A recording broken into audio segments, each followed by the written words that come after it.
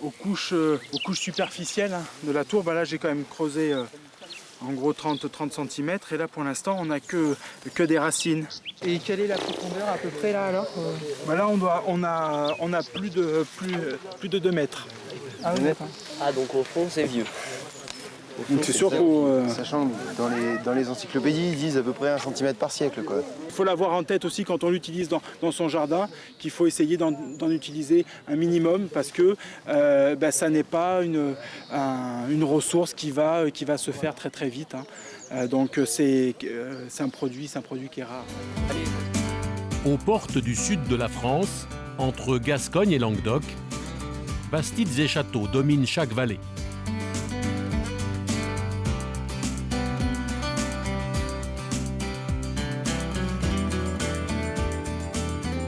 À Blanquefort-sur-Briolance, dans le Lot-et-Garonne, se dresse au cœur du bourg un trésor médiéval méconnu.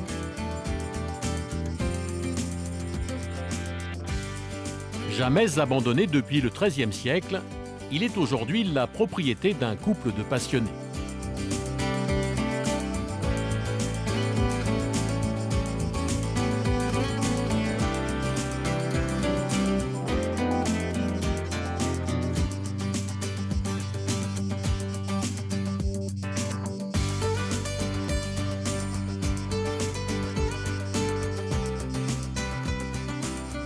En acquérant Blanquefort il y a 5 ans, ces Parisiens d'origine ont ouvert un livre sur 8 siècles d'histoire. On verra. On a dit combien? 4 mètres? Combien? 4,68. Moi je pense qu'on est à beaucoup moins, mais on verra. Ça, c'est le début des découvertes. Depuis 2006, Sylvie Malépard et Simon-Pierre Souillot consacrent tout leur temps libre à restaurer leur château. Ce matin, ils descendent dans une mystérieuse salle voûtée qu'ils ont mise au jour sous la terrasse. Ventre. Simon vient de découvrir un nouveau passage et il veut le montrer à Sylvie. Viens. Est-ce que tu vois quelque chose de changé? Déjà, il n'y a plus de pierres de tomber, là. Oh, c'est super! Je peux monter? Ah oui, vas-y, chérie. C'est la folie, regarde le truc. Derrière la racine, c'est quoi? C'est un mur. C'est fou. C'est beau, non? C'est très beau. Si on tourne à gauche, on a peut-être un couloir entre les deux murs. Et dans ce couloir, on a peut-être une nouvelle porte comme ça qui va dans une autre salle. Ça, c'est fabuleux. Hein. On a un mur.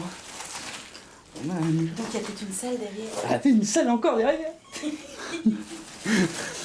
super. Ça a l'air de mettre en joie.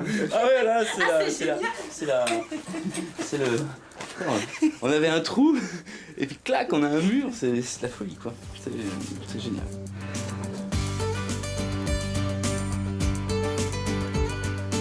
En 5 ans, Sylvie et Simon ont déjà réécrit une partie de l'histoire de Blanquefort.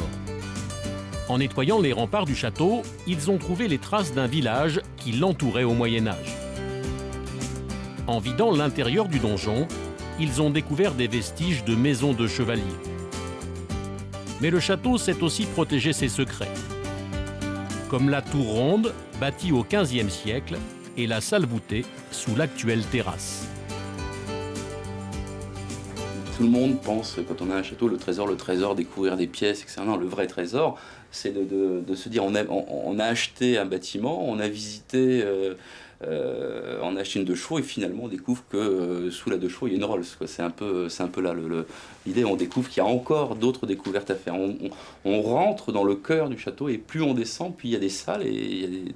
C'est ça qui est extraordinaire, c'est l'image du souterrain. Hein, personne n'était venu depuis le 17e. Quand on a ouvert par le dessus, on était les premiers à re-rentrer dans cette salle depuis le 17e. 300 ans. Ouais. C'est beau quand même, c'est super.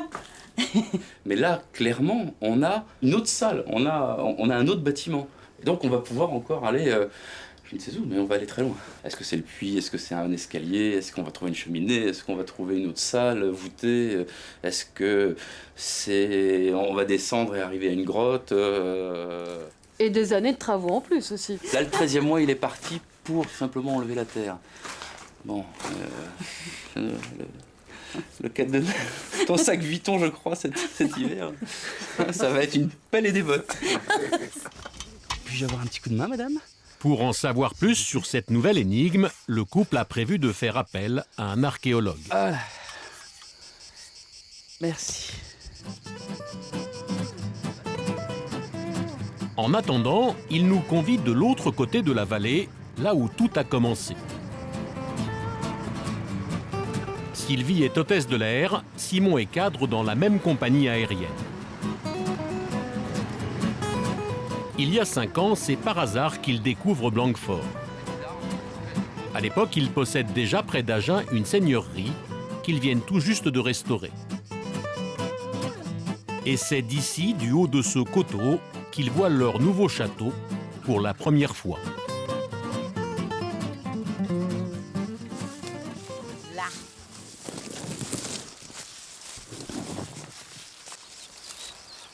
C'est un pot, hein? Pour ces Parisiens, le coup de foudre est immédiat. Il est beau là. Hein. Oui, pas mal. Cet éclairage, il est beau. Cette ruine, parce qu'il était vraiment en état de ruine, nous faisait mal et on se disait on est obligé de le sauver. Lorsqu'ils achètent Blanquefort, le monument est en mauvais état. Une grande partie des murs datant du Moyen-Âge menace de s'effondrer. Ça faisait peur, mais c'est pas du tout ce qui nous avait effrayés. Au contraire, on avait été séduits, on a été vraiment séduits par le site. On a eu l'impression de découvrir un joyau brut, une pierre brute. Tombés sous le charme du monument, s'ouvre alors pour ce couple sans enfants un nouvel épisode de leur passion commune pour les châteaux. C'est aussi un projet de couple, c'est aussi un projet de vie. C'est une façon d'être heureux ensemble. On a le château et Il nous lie. le château nous lie. C'est un ciment maintenant qui est un petit peu... C'est notre gros bébé, c'est le lien. À chaque fois, on se dit mais on peut pas se quitter. Si on doit se quitter, qu'est-ce qu'on en fait? On peut pas. Non, puis moi je C'est resterai. un truc à deux, donc. Voilà.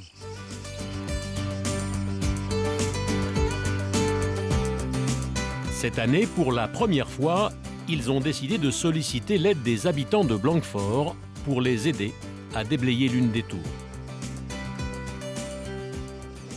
Au pied des remparts, c'est dans le bar-épicerie du village que tous les Blanquefortais se retrouvent. C'est Jeff, un Anglais, qui le tient depuis 3 ans. Très bien, c'est bien. On voulait te montrer quelque chose, Jeff. Qu'est-ce que tu as? On a retrouvé des anciennes photos du bar de Blanquefort. Ça a beaucoup changé. Hein. Bonjour. Et c'est bien sûr chez Jeff que Simon vient recruter les bénévoles pour son chantier de 3 jours. Bonjour Claude. Avoir des forces. Ça va aider tout le monde. Pour porter les seaux. Et je crois qu'il faudrait qu'on soit une quinzaine, une vingtaine de maquettes. Le patron du café est le premier à s'inscrire sur la liste. Voilà, ça commence. Ah bon, allez. Allez, quel jour vous préférez, Jean-Claude? Samedi après-midi? Oui. Et ben voilà. Je mets Jean-Claude, Voilà. Vers 9h, jusqu'à midi, bon, ça va. Je viens 3 heures bénévolement, ça me fait plaisir. Ah bah nous aussi. J'ai été dans le bâtiment. À l'école, Une semaine plus tard, Ça va, Simon? nous sommes au premier jour du chantier. Sylvie et Simon flèchent le parcours pour accueillir les volontaires. Là, cette hauteur plus bas, comme ça. Hop. Déjà, ils vont savoir que c'est une tour du 15e. Et puis, arrivé en haut, on leur expliquera. Avec l'aide des villageois, les propriétaires vont enfin pouvoir dégager le rez-de-chaussée de la tour bâtie au XVe siècle et peut-être en savoir plus sur sa fonction.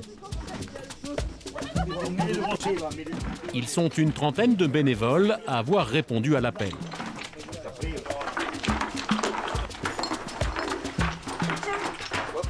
Là, maintenant, on est à l'intérieur de la tour. Voilà de quoi elle était remplie, de pierres comme ça. Donc, il nous reste 3 mètres environ de cailloux à enlever. Sylvie connaît chaque membre de l'équipe. Alain, c'est notre plâtrier à l'ancienne. René, la femme du maire.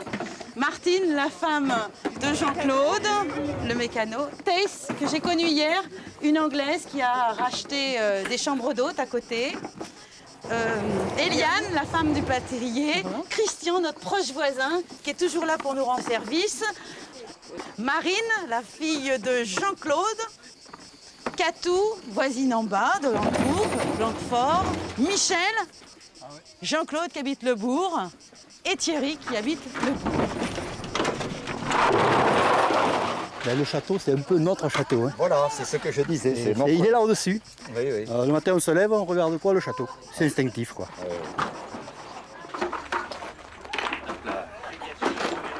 Et parmi ces bénévoles amoureux du château, se trouve même un professionnel.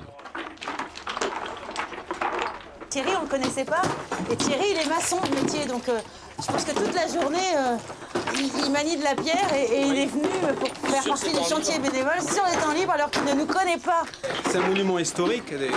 Pouvoir mettre les pieds dedans comme ça et y travailler, franchement, c'est top, quoi. Si on trouve quelque chose en plus, des objets, de l'histoire, c'est vraiment super. Ça, j'y pense depuis 2 ou 3 jours, à ce truc-là. Je dors avec. Et vous rêvez à quoi? Je rêve à de simples doubles tournois, un carreau d'arbalète, des bricoles comme ça. Ouais, c'est ça le kiff. On rigole plus là. Il n'y a pas un peu de musique là? C'est du basque. T'es sur les pieds. Plus lourd les sauts bourronnais. Est-ce qu'ils ont changé aussi les meurtrières? Est-ce qu'ils les ont agrandis? Oui, tout à fait. Et si tu regardes un petit peu la manière dont c'est fait, tu as un trou rond.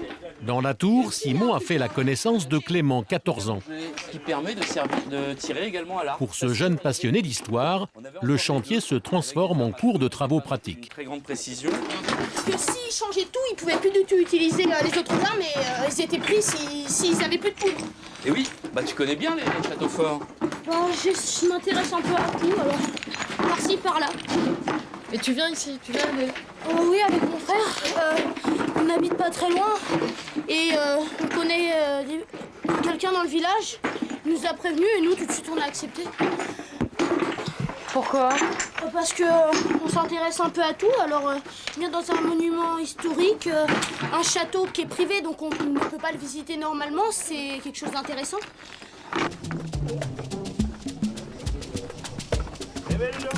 L'équipe a déjà déblayé 1 mètre de gravats accumulés au fil des siècles. C'est pour nous quand même très émouvant d'avoir... C'est vrai, je vous assure, c'est quelque chose de... J'en ai presque la larme à l'œil, j'en radote, de voir tout le monde qui vient. Ah oui, c'est quelque chose de formidable.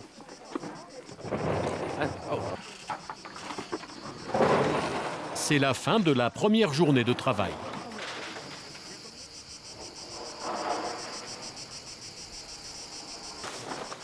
Autre temps fort pour Simon et Sylvie, ils reçoivent aujourd'hui Gilles Séraphin, architecte et archéologue. Il y a 5 ans, il a entrepris une étude historique de leur château. Ce véritable enquêteur du patrimoine travaille sur tous les grands sites médiévaux français.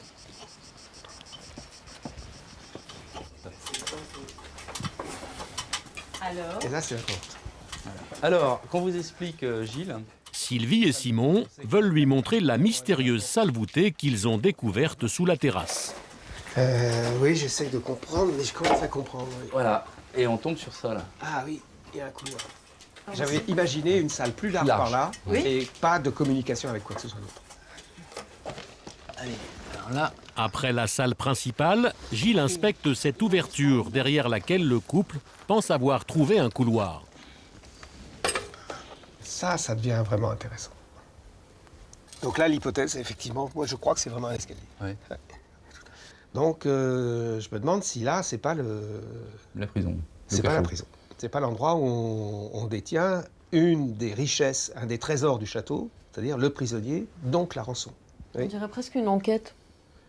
Ah bah oui, c'est une enquête. On fait le même métier que Colombo. Hein. C'est exactement la même chose. C'est-à-dire notre premier problème quand on fait de l'archéologie, c'est un problème de chronologie. Comme dans une enquête à Colombo de base, Le premier souci, c'est d'établir l'ordre dans lequel les faits se sont produits.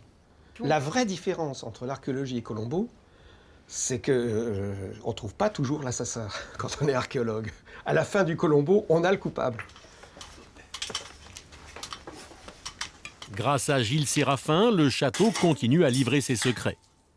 Dès le Moyen Âge, il abritait une prison.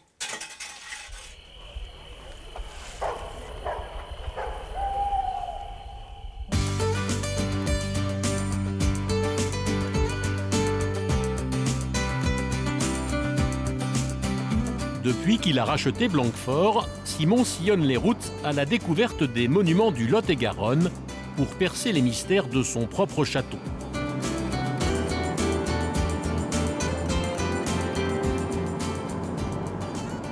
Sur les 10 dernières années, j'ai dû visiter autour de 200-300 monuments, si on y inclut les maisons fortes, les abbayes. C'est aussi beaucoup de curiosité, hein, tout ça.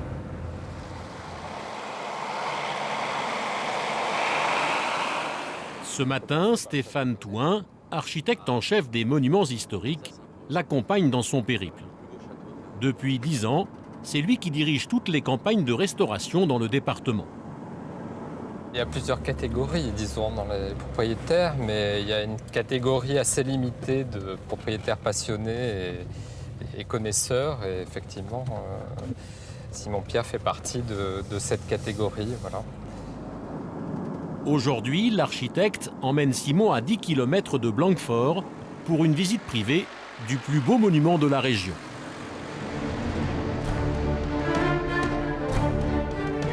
Entre Agen et Toulouse, au XVe siècle, Français et Anglais s'affrontent pour le contrôle du Sud-Ouest. La guerre de 100 ans marque profondément l'architecture des châteaux du Lot-et-Garonne. De Gavaudin, la bête noire des Anglais, à Sauveterre-la-Lémance, la forteresse du Prince Noir, fils du roi d'Angleterre, les frontières se déplacent d'un édifice à l'autre au gré des batailles. En 1475, la paix marque la fin des campagnes de fortification.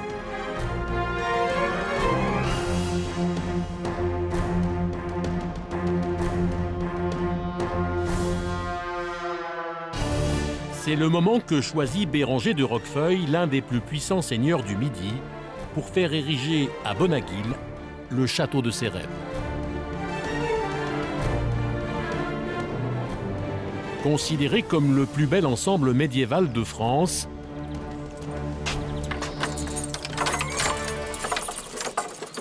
c'est ici que Simon et l'architecte sont attendus par le directeur du château. Merci beaucoup. C'est vrai que ce château de Bonaguil, en fait, frappait l'imagination par son côté de château fort presque parfait. Et donc très vite, on en a fait un peu un archétype. Si l'architecte a tenu à emmener Simon ici, c'est qu'avant d'hériter de Bonaguil, Béranger de Roquefeuille fut également seigneur de Blanquefort. Et une fois qu'il hérite de Bonaguil, il décide d'habiter le site de Bonaguil et de le moderniser à une échelle plus importante. Et c'est lui qui va amener effectivement tout le château, toute la silhouette du château telle que l'on la connaît aujourd'hui. Donc il y a un lien très fort entre les deux sites. 40 ans de travaux seront nécessaires à Béranger de Roquefeuille pour achever son chef-d'œuvre d'architecture militaire. Avec ses 2 enceintes, ses 7 ponts-levis et pas moins de 13 tours, il réalise un modèle de château imprenable. On ne peut plus avancer, on a un pont-levis, 2 canonnières, une ici, une troisième, 5 canonnières, et puis quelque chose d'épouvantable, c'est le piège absolu. Ça vous épate, vous refaites le film là? Ah oui, là je vis. D'une certaine manière, je préfère vivre le côté défenseur que le côté assaillant. Mais le rêve, effectivement, quand on est à Bonaguil, on redevient enfant. On redevient enfant parce qu'on retrouve le château fort que tous les enfants ont pu avoir lorsqu'ils étaient petits. Afin de protéger l'accès au rempart, les bâtisseurs ont même imaginé une chicane pour repousser les assaillants. On est droitier, bien évidemment, donc on est avec son épée, on avance, ça tourne, on se dit mais où? Et là, pan, on a une canonnière qui est face à nous, on n'a pas d'autre choix et on se prend la salve de plomb. Donc c'est vraiment le couloir de la mort, hein, d'une certaine idée. Alors on avance, on défonce une deuxième porte et là, crac, on a le défenseur qui est à droite, on ne peut pas manœuvrer. Le défenseur a le temps d'oxyre l'assaillant. On ne sait pas ce que devient le défenseur, mais là, on se retrouve après quand même des efforts assez surprenants et on ne peut plus rien faire. Pourtant, Bonaguil ne sera jamais attaqué. Terminé après la guerre de 100 ans, le château fort est transformé en château de plaisance. Jusqu'au XVIIe siècle, ses propriétaires y donnent de grandes fêtes galantes. Et dans les salles de réception, les invités marquent leur passage à même les murs. On a retrouvé un ensemble de graffitis anciens qui constitue effectivement une collection tout à fait exceptionnelle. Ce qui est assez étonnant, c'est qu'effectivement les graffitis se superposaient les uns aux autres. Parmi les plus anciens, donc on retrouve des graffitis de la fin du XVIe siècle ou du début du XVIIe siècle. Il y avait une tradition ancienne qui était que les familles des seigneurs des environs, en fait, inscrivaient leur nom sur le mur. Et on retrouve des graffitis de certains écrivains dans des ruines comme ça, parce qu'ils ont marqué leur visite. Donc c'est vraiment une tradition très ancienne.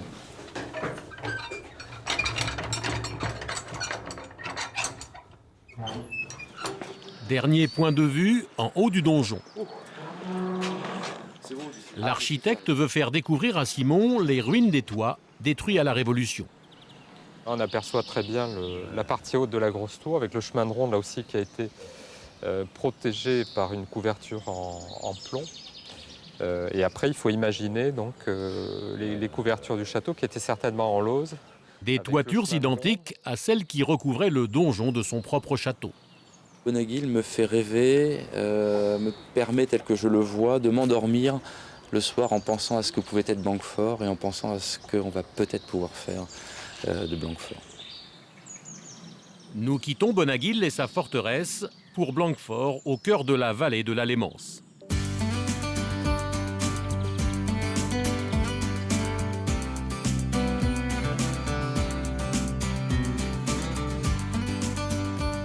C'est le 3e et dernier jour de chantier pour les bénévoles. Hé, les feignants!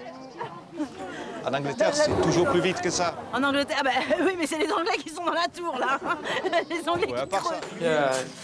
Jeff, l'épicier du village, a fait venir un groupe d'Anglais installés dans la région pour prêter main forte aux volontaires.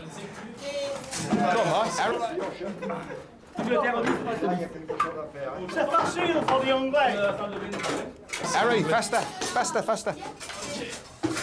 Harry, you can't do that. Les Anglais sont pressés de trouver le document qui va prouver que la tour est à eux.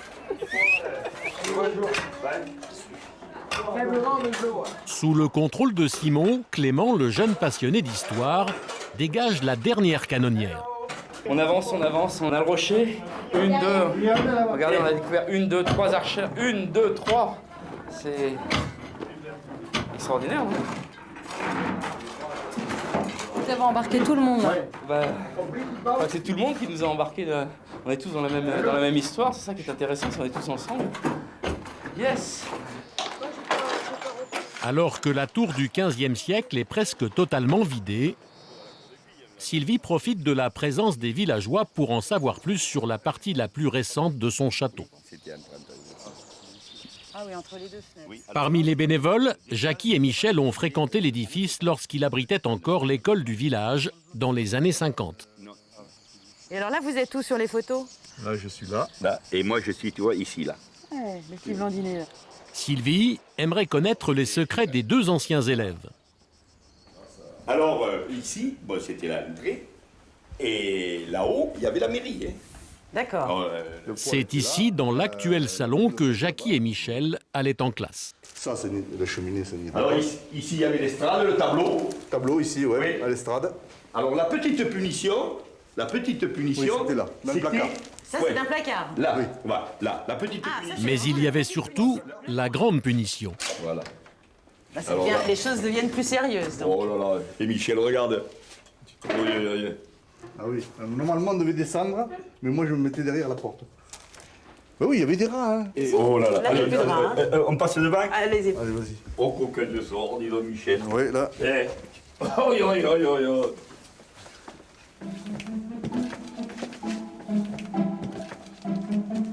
Le secret que les deux anciens écoliers veulent révéler à Sylvie, c'est un souterrain qu'ils ont découvert alors qu'ils étaient enfermés dans la cave.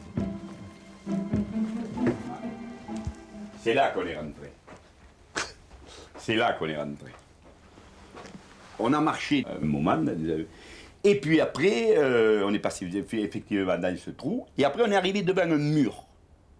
Il y avait un mur, et entre le mur, il y avait un couloir. Ce qui m'inquiète, c'est si on dit à Simon-Pierre qu'ils sont passés par là, il va vouloir regarder et donc commencer à démonter les pierres ici. Donc on a déjà un trou là, un autre trou là. Ça vous fait quoi de revenir au château? Oui, un petit pincement au cœur, et ça fait 55 ans. Hein. Et alors, ça... On a un peu la nostalgie. Hein. Ouais. Et on en parle, là, j'ai un frisson qui me traverse. Ouais, c'est vrai que... Je sais pas, c'est fabuleux. C'est fabuleux. Bon, mais bon, voilà. C'est vrai que Jacques et Michel, ils l'ont déjà dans leur cœur, le château. Mais la nouvelle génération, on aimerait bien que ces anciens transmettent cet amour du château, de leur château, aux petits et puis aux générations à venir. Le château représente Blanquefort. Il ne représente pas vous, ton époux et toi, il représente le village. Le jour où l'école est partie, la mairie est partie, oui. Il a cessé de vivre. Oui. Il a cessé de vivre. Et là, vous venez de le ressusciter. Et ça, c'est formidable. Oui.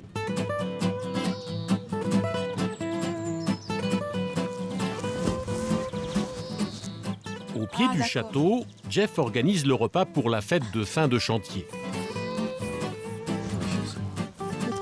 2 œufs, pour 1 kilo de farine, il faut 2 œufs.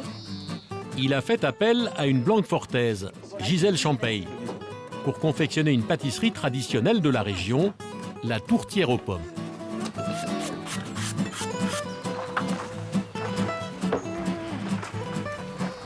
Voilà, il faut que la pâte soit très fine, qu'on voit la main en dessous. C'est comme ça que vous avez appris comment? Par ma grand-mère. Ça a sauté une génération, ses filles n'en ont pas fait. Et moi, je la voyais faire, j'avais 14 ans, j'allais à l'école et je me suis mis à faire la tourtière avec elle. Je l'aidais et puis ça m'a plu de suite. Pour appliquer le beurre sur la pâte, Gisèle utilise une technique ancestrale à l'aide d'une plume de canard. Tu gardes la même plume? Oui, on garde la même plume plusieurs fois, oui. Alors on découpe et on va découper toute une table pour faire la semelle. On va mettre la pâte froissée. Voilà. Après 1 heure de cuisson, la tourtière est prête. Très bien, elle est très bien cuite. 1 heure, on le voit, quand elle est dorée, c'est cuit. C'est très bien. Ce sont les femmes du village qui se chargent de préparer le pique-nique. Est-ce qu'ils n'ont pas de la chance là-haut qu'on leur monte tout ça comme ça à bras, hein? Oui, on a porté des sauts.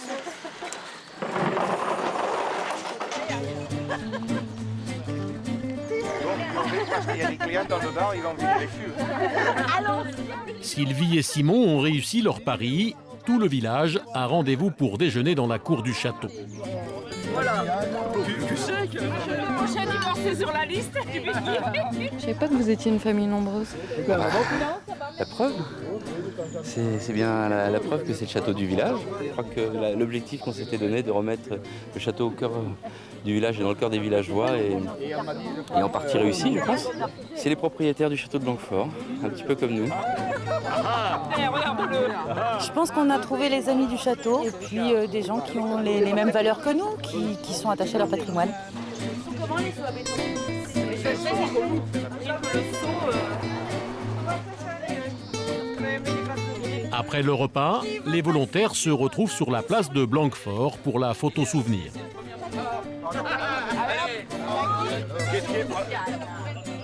L'été prochain, ils déblayeront le cachot, découvert sous la terrasse.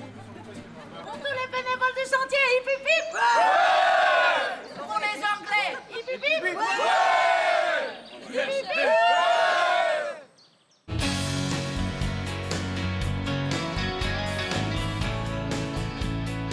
Nous quittons le Lot-et-Garonne pour la Corrèze, 100 km plus au nord.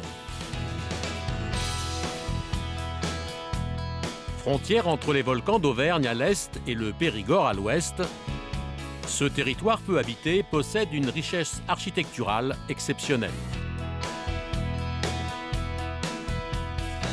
Comme Collonges-la-Rouge, la cité aux 25 tours. Avec son église fortifiée et ses ruelles médiévales, ce village doit son nom à la couleur du grès local, utilisé pour sa construction. Il fut le premier à être classé sur la liste des plus beaux villages de France.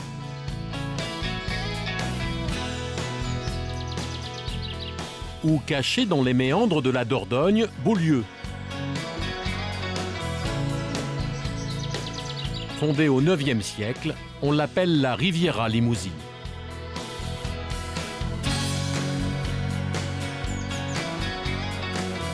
Et 15 km plus à l'ouest, au cœur de la Corrèze blanche, voici Curmonte, une citadelle aux allures de vaisseau de pierre. Un ensemble étonnant avec en son centre un double château, où deux familles se sont fait face durant 4 siècles.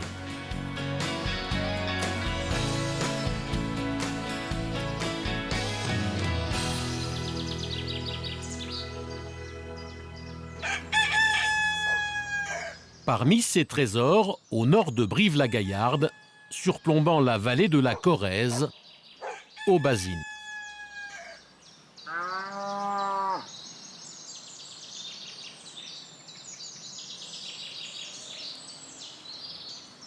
Ses habitants veillent depuis toujours sur un site unique en Europe, le canal des Moines.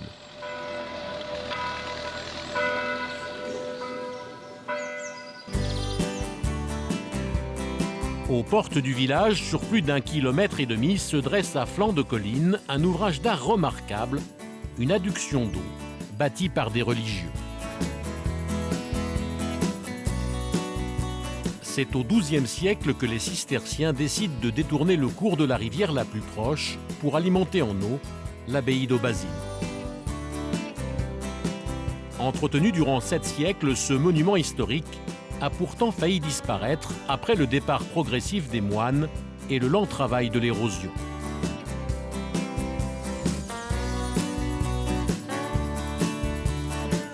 En 2004, 2 pans de muraille s'effondrent et le canal est fermé aux visiteurs.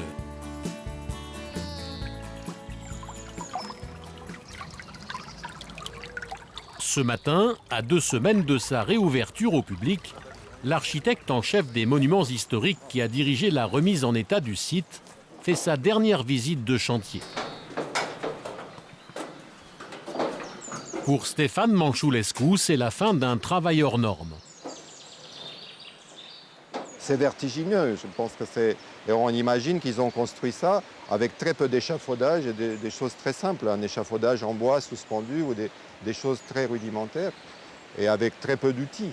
Mais il y a des moments où on se demandait comment on va s'en sortir, c'était assez délicat. Et c'est sûr qu'on s'est acharné plutôt comprendre comment on a pu bâtir ça et de se mettre un petit peu dans la mentalité de ceux qui l'ont construit. Pour soutenir le cours d'eau artificiel, les bâtisseurs du XIIe siècle ont employé la technique de la pierre sèche. C'est que de la pierre, c'est bâti en pierre de la manière la plus astucieuse, comme les Incas faisaient.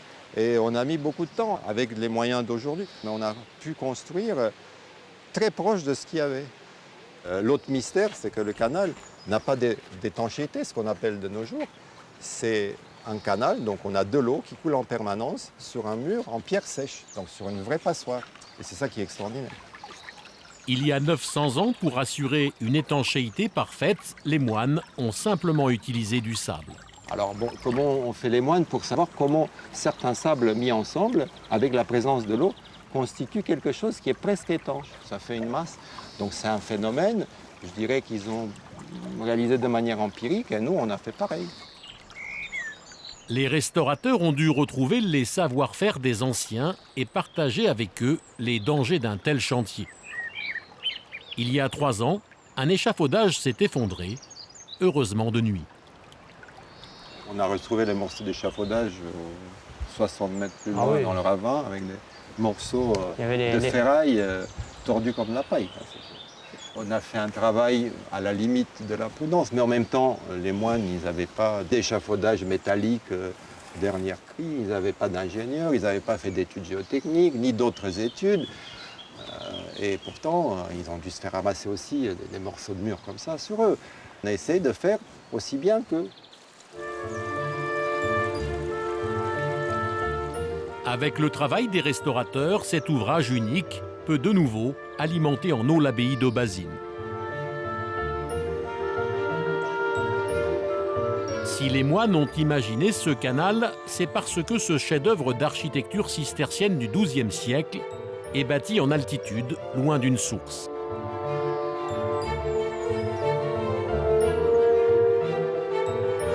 Une première pour ces religieux qui s'implantaient d'ordinaire en fond de vallée le long des rivières. Ils choisissent pourtant ce site à leur véritable porte d'entrée vers l'Aquitaine sous domination anglaise. Grâce au canal, l'eau arrive à l'abbaye, dans ce bassin où les moines élevaient des poissons pour se nourrir. Aujourd'hui, elles ne sont plus que 2 religieuses à occuper ce monument historique, posé au cœur du village. L'une d'elles, sœur Christophora, est américaine. Ça va? Ça va aujourd'hui? Il fait moins chaud qu'hier quand même. Hein? Arrivée en Corrèze il y a plus de 20 ans, chaque matin, elle retrouve ses amis à l'heure du café. Le veau élevé sous la mer. Personnalité incontournable à Aubazine, elle s'apprête à ouvrir l'ensemble de son abbaye aux visiteurs. C'était violent quand même. Hein. Oui, mais tu sais, ça a été nettoyé quand même. Tout a été coupé sur les bords. Et pour préparer le futur circuit de visite, elle travaille avec Delphine Levézu, la directrice de l'Office du tourisme. Nous espérons que le vivier va reprendre un peu vie là. Sœur Christophora connaît tous les secrets et les légendes qui entourent le monastère. Vers le XVIe siècle, il y avait un père prieur que les moines n'appréciaient pas du tout. Et là, le vivier était plein de truites qui sont carnivores. Ah, et donc, ils avaient jeté carrément jeté le père prieur dans le vivier. D'accord.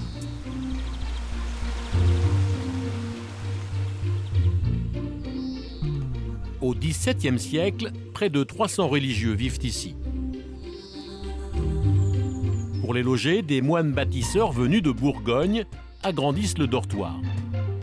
C'est aujourd'hui le plus vaste bâtiment de l'abbaye.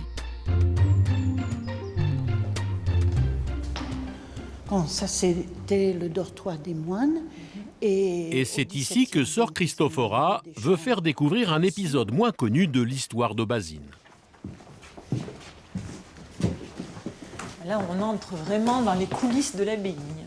Oui, assez rustique, etc. Sous les combles, les religieuses installent au XIXe siècle un orphelinat de jeunes filles.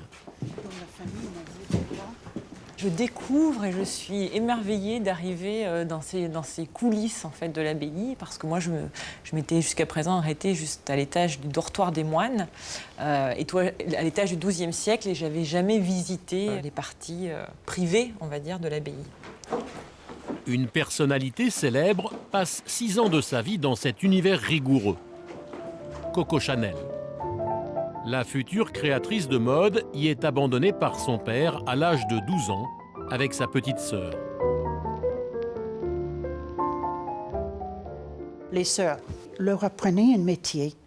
Et souvent, le métier qui était le plus connu ici, c'était le travail d'aiguille.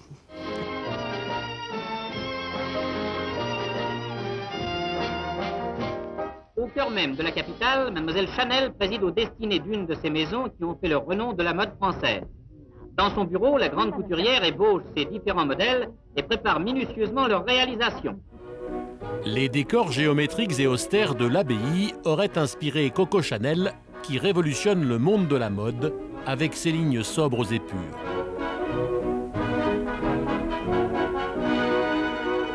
D'ailleurs, Coco dit bien qu'elle avait vraiment appris son métier ici et que peut-être sa ligne noir et blanc et très droite était une réminiscence de son passage ici à Aubazine. La styliste n'est jamais revenue à Aubazine. Durant toute sa vie, elle a toujours refusé d'en parler.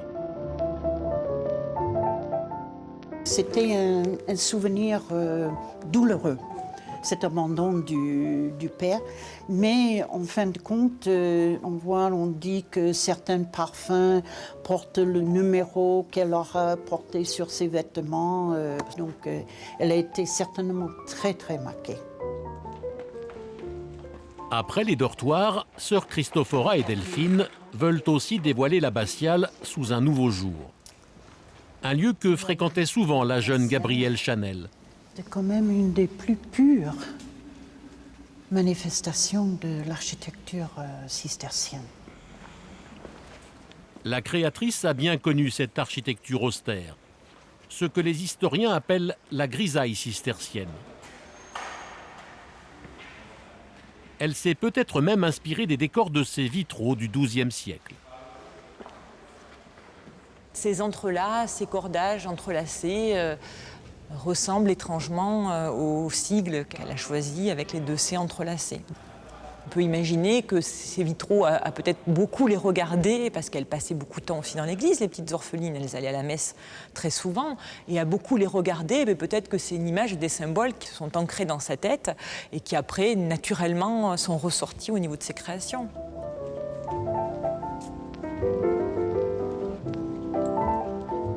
Prochainement, Delphine et sœur Christophora pourront faire découvrir l'abbaye sur les traces de Coco Chanel.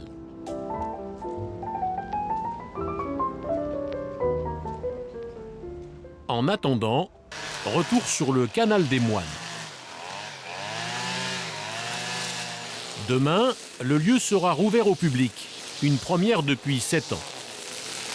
Ce matin, les bénévoles de l'association des riverains d'Aubazine font un dernier nettoyage du cours d'eau.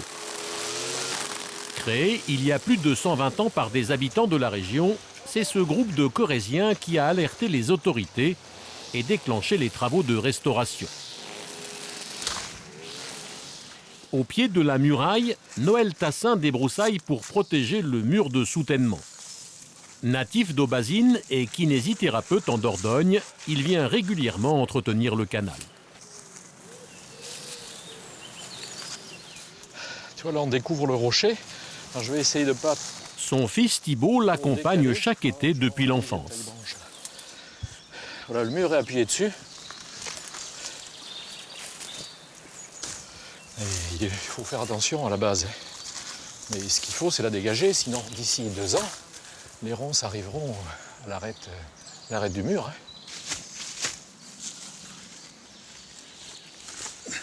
C'est un lieu particulier ici où il y a une vibration, on s'y trouve bien. C'est mieux qu'un château de famille. Parce que c'est aussi un travail en commun, un travail en famille, mais aussi dans une association. Il y a aussi une notion de vie en équipe. Et ça crée autour de ça une vraie émulation commune de ceux qui aiment ce site-là et cet ouvrage-là. 40 mètres plus haut, pour le nettoyage du cours d'eau, le président de l'association encadre les volontaires. Parce que ça rétrécit de plus en plus le lit du canal. Il faut désherber sans abîmer la couche de sable qui assure l'étanchéité de l'ouvrage. Donc lorsque nous enlevons à la fois les végétaux et on évite de toucher la couche inférieure parce qu'on déstabiliserait complètement l'ouvrage. Donc en fait c'est un travail excessivement délicat. Il faut le ménager. C'est pas un tuyau, c'est quelque chose qui est quand même, je dirais, vivant.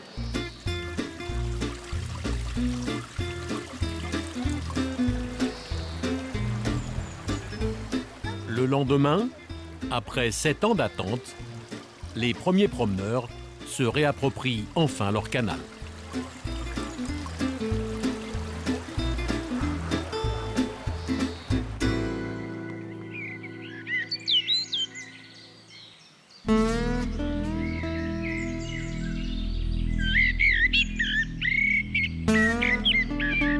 À 100 km de là, le jour se lève sur le plateau de Millevaches. Nous sommes au nord de la Corrèze, au cœur d'un parc naturel régional créé en 2004.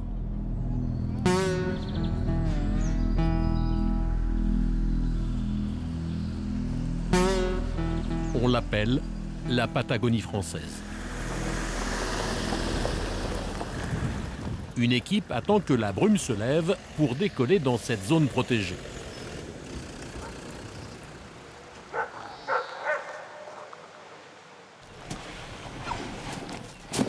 À la tête de l'expédition, Erwan Henquin, un naturaliste limousin. C'est lui qui est en charge de la sauvegarde des paysages de Millevaches. Allez, dernier ballon hélium pour voir si on est bien orienté.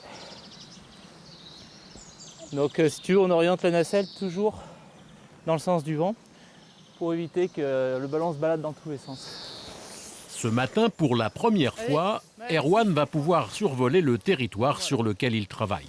Allez, on écarte. Dès que le ballon est vertical, tout de suite monter à bord pour me faire du poids. C'est-à-dire que tu as les marchepieds. Pour ce baptême, c'est Frédéric Gourinel, un enfant du pays, qui pilotera le ballon.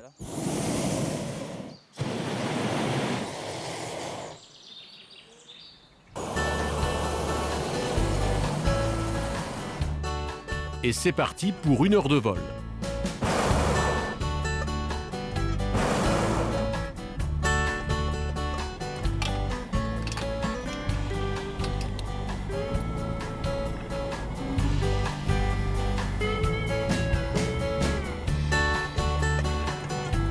En survolant le plateau à une altitude de 300 mètres, le naturaliste peut enfin avoir une vue d'ensemble sur les différents paysages pour lesquels il se bat depuis plus de 15 ans.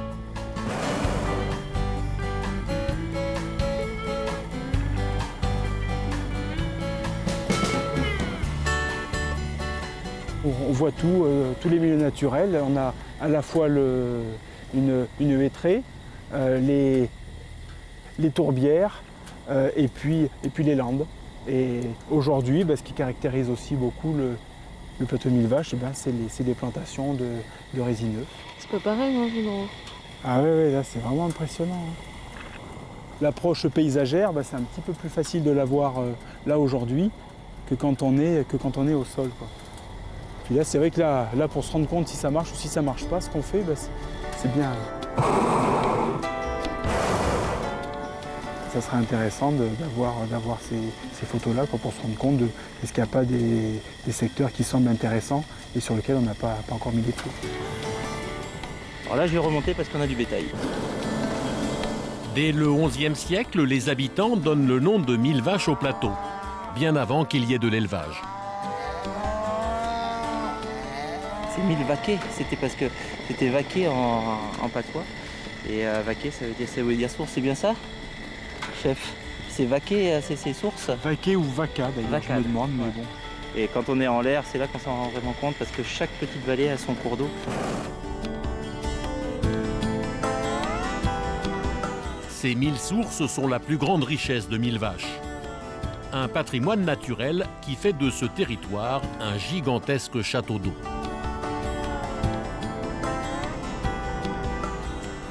La Vienne, la Creuse, la Vézère, plusieurs grandes rivières naissent ici, au cœur du plateau.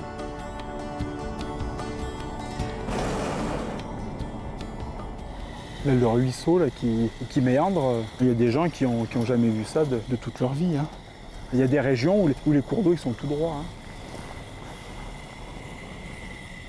Et ça aussi, c'est vraiment caractéristique, hein, des tourbières du Limousin, qui sont souvent traversées, voilà, par ces cours d'eau.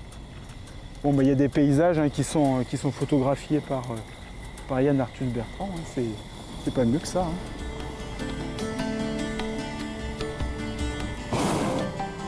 Ça fait un petit peu peau de bête, hein, des fois, l'herbe. On aimerait bien la caresser. Quoi.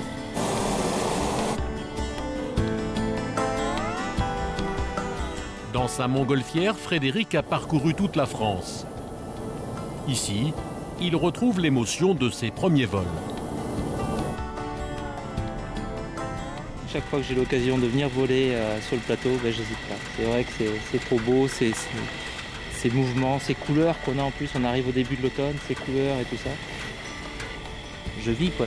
Là, je donne place pour personne quoi.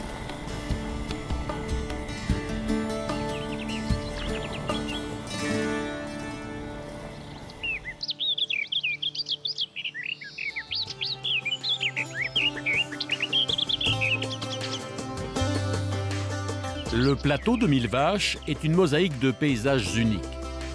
Avec ses 13 habitants au kilomètre carré, c'est l'une des régions les moins peuplées de France. Aux portes du Massif central, ce territoire granitique vieux de 400 millions d'années abrite un patrimoine écologique d'exception.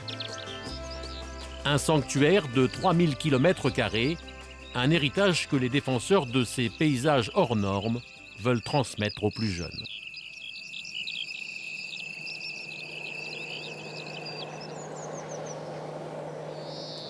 Est-ce que vous avez pensé à prendre le jerrycan d'eau? Ce matin, Erwan Hennequin accueille une trentaine de futurs naturalistes, au cœur de ce plateau qu'il connaît parfaitement. En voyage d'études d'une semaine à Mille Vaches, ces élèves de BTS sont les futurs gardiens de notre patrimoine naturel. Pour leur 3e jour de stage, Erwan veut leur faire découvrir un site exceptionnel, les tourbières de Chabannes. Ici, le sol n'est pas fait de terre mais de tourbe, un trésor végétal utilisé comme combustible ou comme engrais.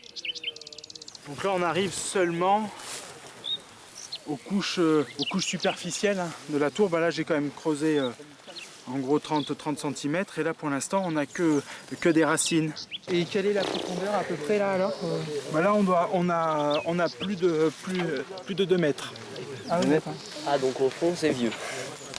Donc c'est sûr qu'on... Sachant que dans les encyclopédies, ils disent à peu près 1 cm par siècle. Quoi. Il faut l'avoir en tête aussi quand on l'utilise dans son jardin, qu'il faut essayer d'en utiliser un minimum parce que ça n'est pas une ressource qui va se faire très très vite. Hein. Donc c'est un produit qui est rare.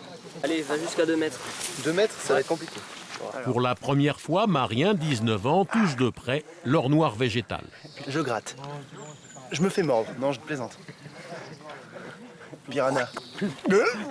Ah, putain, c'est profond. La chasse au trésor. Ouais. Trésor biologique, là, en l'occurrence. Bientôt, le futur naturaliste devra protéger cet écosystème fragile. Ah, une belle prise. Donc là, j'étais à quoi 20, 40, ouais, cinquantaine de centimètres. À mon avis, là, ici, ça doit être, plusieurs centaines d'années, certainement. Dans le monde, les tourbières ne représentent plus qu'1% des espaces naturels. Avec leur disparition, ce sont de nombreuses espèces qui sont menacées d'extinction, comme les libellules, ou plus inattendues... Grenouille verte. Ben oui, petite grenouille verte. Vous avez bien travaillé. Ces espèces-là, donc... qu'on appelle les amphibiens. Hein. C'est un groupe qui est parmi les groupes d'animaux les plus menacés dans le monde. Là, c'est quoi? C'est un peu le paradis pour elles? Ah oui, là c'est vraiment...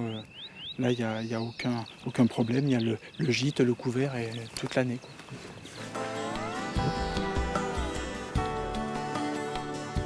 Dans cette leçon de choses, grandeur nature, le plus spectaculaire reste à venir.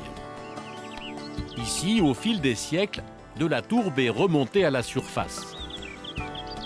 Aujourd'hui, au cœur de cet étang, une dizaine d'îles végétales flottent, composant un paysage étonnant. On n'a pas trop l'habitude en fait. L'habitude de quoi? De s'enfoncer comme ça et que ça bouge en même temps. Allez, comment et où? Pour encadrer les étudiants sur ce terrain inconnu, Philippe Grimont-Pré, professeur de biologie. C'est l'un des pionniers de l'écologie en France. Il connaît bien les secrets des éponges de Chabannes. Là, on a quelque chose qui flotte. C'est-à-dire que si on fait... Ah oui, oui. Si on creuse, là, si on coupe, ça fait ça, quoi. Il y a 1 mètre d'eau, quoi. En dessous de nous. Oui. Et donc si on fait comme ça, ça... Ah, c'est plus pour la sensation. Il peut y avoir des trous. Hein. Là, on est sur un radeau. Voilà. Regarde derrière toi. Mais avec le débarquement ce matin de 35 étudiants au milieu de l'étang, Retrait. Repliez-vous. les îles de tourbe commencent à couler. Si ça passe au-dessus des bottes, on est mal. T'es en train de t'enfoncer. Exactement.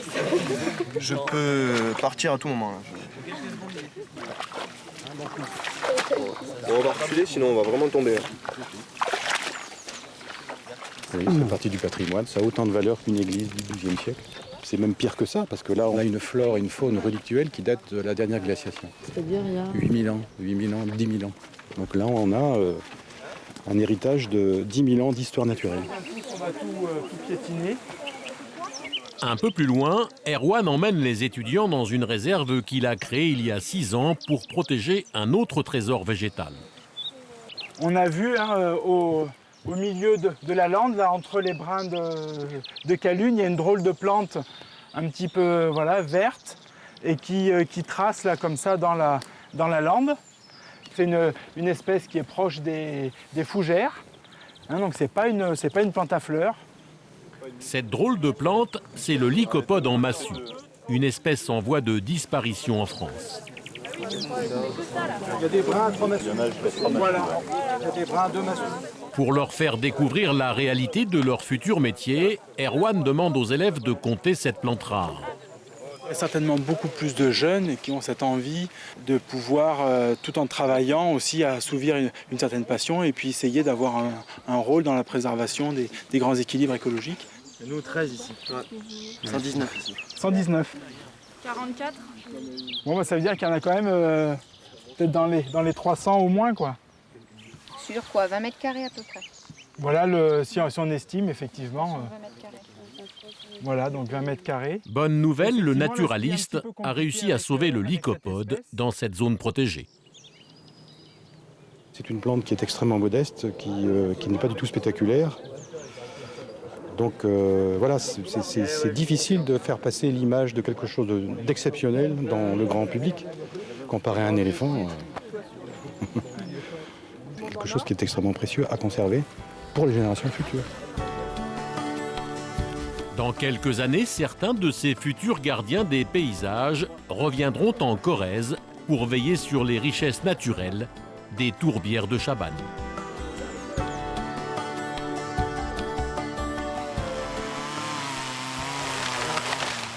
« 20 km plus au sud, toujours sur le plateau de Millevaches, on s'active dans les bois de la Ferrière.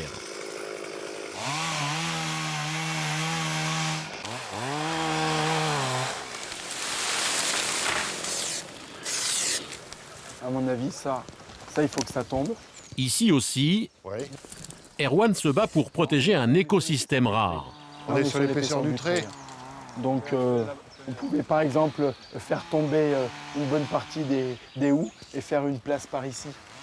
L'urgence, c'est de sauver cette lande à bruyère menacée par l'avancée de la forêt. De l'amener tout au bout. Avec la désertification et le départ des éleveurs, les arbres gagnent du terrain et le paysage millénaire change. Voilà, c'est pareil, tu peux marquer le hêtre. Avec son responsable de travaux, le naturaliste sélectionne les spécimens à abattre. Là, pareil. On peut peut-être garder quelques bosquets en bordure pour pas que ça fasse une coupe trop franche. On peut laisser celui-là, voilà. Par contre, le hou, il tombe. Depuis 15 ans, Erwan cherche à convaincre les propriétaires des terrains de sauvegarder leur lande.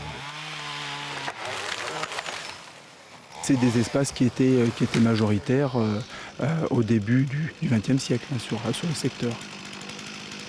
Agir sur des landes qui sont dans un mauvais état de conservation et avec un objectif de les restaurer, c'est vraiment essayer de préserver un patrimoine de landes à l'échelle du plateau de Mille Vaches pour que les espèces qui sont inféodées à ces espaces puissent se reproduire.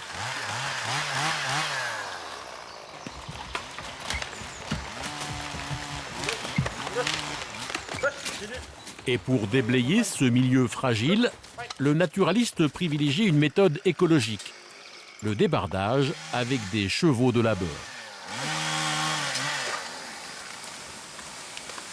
Il y a une cohérence d'ensemble qui fait que tant qu'on peut éviter d'utiliser des machines qui consomment du gasoil, autant le faire.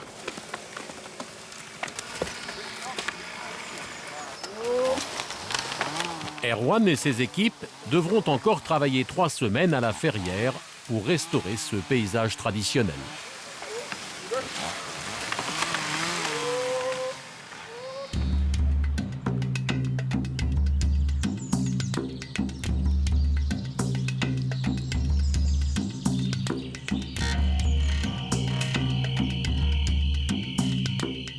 Au cœur de Mille Vaches, dans les eaux de la Petite Vézère, se cache un autre trésor qui, lui aussi, a bien failli disparaître. La loutre d'Europe. Réputée inapprochable à l'état sauvage, elle n'est observée que par un petit nombre de passionnés.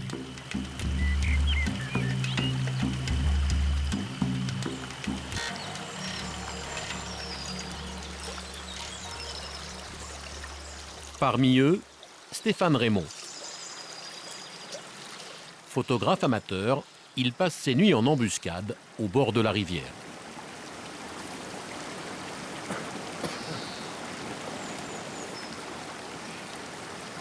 Cette nuit, j'ai eu un peu de chance puisque j'ai vu un gros mâle, superbe. Ça a été très rapide parce que là, dans les chutes d'eau, la loutre, quand elle descend, c'est très vif à suivre. C'est de nuit, hein, donc on fait un peu ce qu'on peut aussi.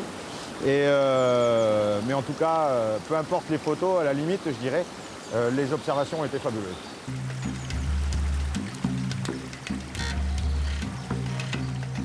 En 12 ans d'observation, après plusieurs centaines de nuits comme celle-ci, Stéphane a réalisé plus de 150 000 clichés de loutre. Une collection exceptionnelle. Vous avez d'un côté un animal qui a une bouille de peluche, et puis en même temps, c'est une boule de muscle, capable de plein de choses. C'est un diable avec une bonne bouille, quoi. Devenu l'un des meilleurs spécialistes, Stéphane consacre aujourd'hui tout son temps libre à pister cet animal. Je passe beaucoup de nuits avec les loutres. C'est au-delà d'une passion, quoi. C'est pathologique. Pourtant, ce mammifère a bien failli le ruiner. Il y a 12 ans, il a investi toutes ses économies dans cette pisciculture, au bord de la rivière. Alors mes loulous? Allez, toutou, ouais. À peine installé, chaque nuit, une dizaine de loutres envahissent ses bassins et dévorent ses truites. Un matin d'hiver, pourtant, un tête-à-tête inattendu va tout changer. Il y avait une coulée dans la neige et ça descendait dans le bassin. Et là, je me dis, bon, il n'y a pas 40 bestioles qui peuvent faire ça, c'est la loutre, mais je ne comprenais pas par où elle était rentrée. Donc je me suis mis au bord de mon bassin, comme ça. Il y avait vraiment de la neige partout, etc. Et je dis, mais par où elle est rentrée, etc. Et j'avais la tête, mais tiens, j'avais même les cheveux qui trempaient dans l'eau. Et au moment où j'étais comme ça, avec ma lampe frontale, c'était de nuit, paf, elle m'est sortie comme ça. Et on est restés mais absolument aussi idiots l'un que l'autre parce qu'elle ne s'attendait pas à me voir et moi absolument pas à la voir non plus, quoi. Et là, cet échange, ça m'a comme, j'ai presque envie de dire, envoûté. Stéphane partage sa passion avec d'autres photographes. Ce matin, il accueille Jackie Marin, un naturaliste amateur qui n'a pas hésité à traverser la moitié de la France dans l'espoir de vivre une expérience unique. Mais c'est pas encore le gros plan. Mais, Normand, Jackie n'a jamais eu la chance de voir des loutres en liberté. Voilà, donc là, tout ça, c'est le début de ce que tu verras si tout se passe bien ce soir. Je te le souhaite parce que c'est vraiment superbe à vivre. Hein?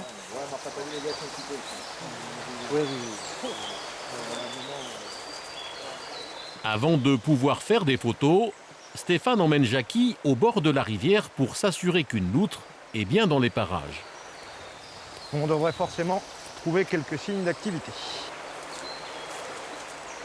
Il le guide sur le territoire de chasse d'une femelle qu'il suit avec attention depuis plusieurs années. Et après 1 heure de marche, le premier indice. Alors regarde une coulée. Et hop! Voilà, une coulée. Avec son œil exercé, Stéphane vient de repérer ces herbes piétinées. Ils sont couchés en direction de l'eau. La preuve qu'une loutre est passée par ici il y a quelques heures à peine. Si c'est très très bas. Donc il y en a une là, il y en a certainement une autre là-bas. On voit d'ici.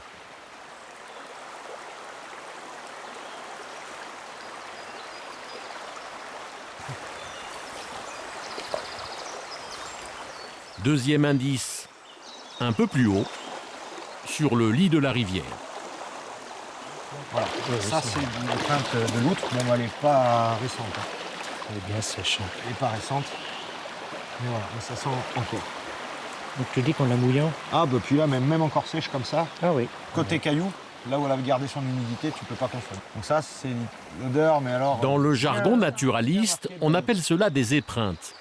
Des déjections déposées par l'animal pour délimiter son vaste territoire qui peut atteindre 10 km².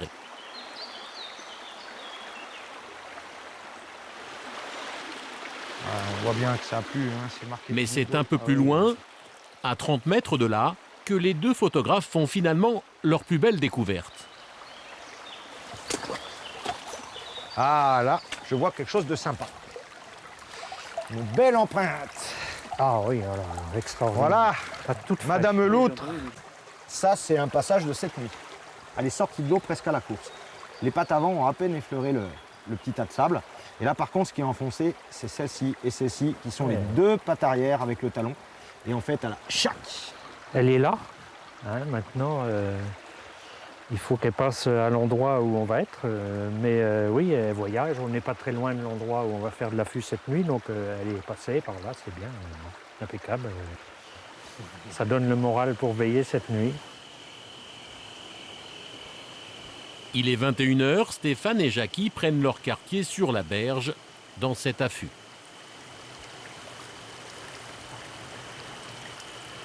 Il va leur falloir patienter dans à peine 3 m², et ce soir les conditions sont particulièrement difficiles.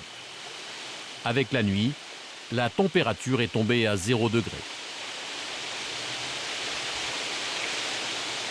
Pour les photographes, c'est le début d'une attente incertaine. On croise les doigts parce qu'il y a toujours une part de chance dans la photo animalière.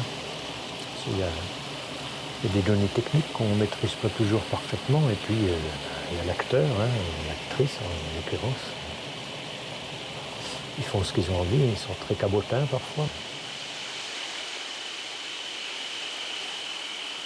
Après 12 ans d'affût quasi quotidien, Stéphane est habitué aux longues nuits de surveillance sans aucune apparition de l'animal.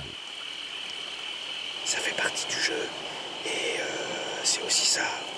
C'est la surprise, c'est le suspense et c'est le petit coup d'adrénaline quand on fait de la photo animalière qui vous envahit quand on n'y croit plus. Voilà.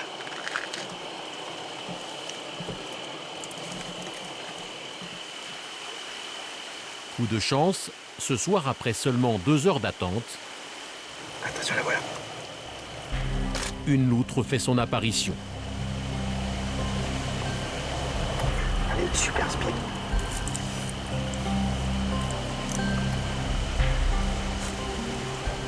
Devant, sur la plage. C'est un gros mâle d'1,20 m en prospection sur son territoire de chasse. Pour la première fois, Jackie découvre le mammifère dans son milieu naturel. Speed, speed, speed.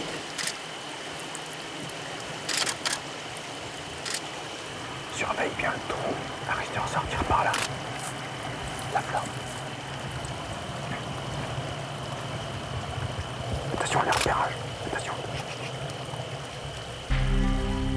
Des images extrêmement rares.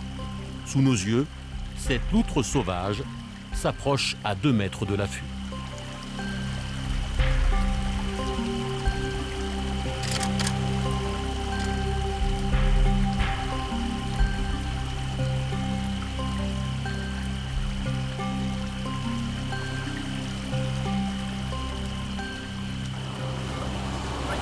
Magnifique. Bon, je suis content pour toi. Alors? Voilà, c'est bien. Le début, c'est bien. Très bien. Formidable qu'elle vienne si près. C'est presque trop près. On ne se plus bouger. Jackie a réussi à prendre une 40aine de photos. Il a un petit éclat dans l'œil, juste ce qu'il fait. On regarde si on a de quoi fixer l'instant. Si on n'a pas fixé l'instant, on n'a plus que la meilleure pellicule du monde, c'est celle qu'on a derrière les yeux. Cette nuit, la loutre fera 3 passages.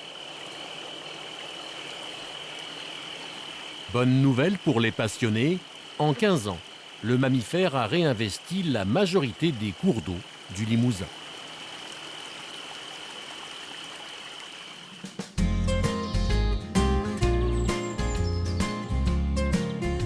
Direction la vallée de la Dordogne, à l'extrême sud de la Corrèze. Ces terres d'argile et de calcaire sont le berceau d'un fruit emblématique et protégé, la noix.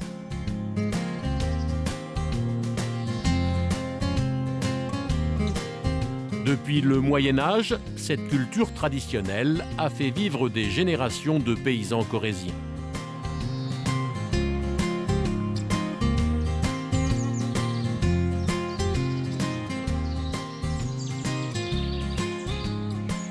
Dans le petit village de Branceil, pour les nuciculteurs, la première récolte se fait au début de l'été.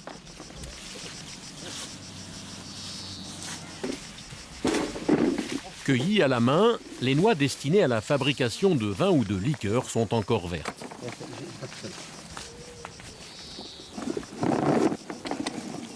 Cette noyeraie est dans la famille de Jacques Léma depuis toujours.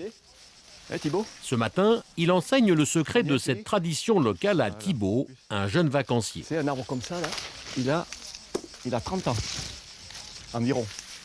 Il a environ 30 ans, tu vois. Donc ça met quand même beaucoup de temps pour produire un noyer. Il faut au minimum 10 ans, 12 ans pour commencer à avoir des noix. Allez, on va vider. Ce qui est vert ici, c'est ce qu'on appelle le brou. Hein, le brou qui s'enlève. Et tout de suite dessous, on a la coquille, la coque de la noix. Et alors, l'idéal, c'est qu'il faut que la coquille, tu vois, qu'on aperçoit ici, là, il ne faut pas encore qu'elle soit dure. Il faut qu'elle soit tendre. Il faut qu'on puisse traverser la noix avec une aiguille. Alors là, tu vois, avec le couteau, ça passe. Mais enfin, il est temps parce qu'elle commence à, tu vois, elle commence à être un peu raide, là, tu vois. À l'intérieur, tu vois, c'est plein d'eau, hein, de jus, hein, voilà. Et le cerneau n'est pas encore formé du tout. Hein, tu auras appris quelque chose, hein? Oui. Voilà.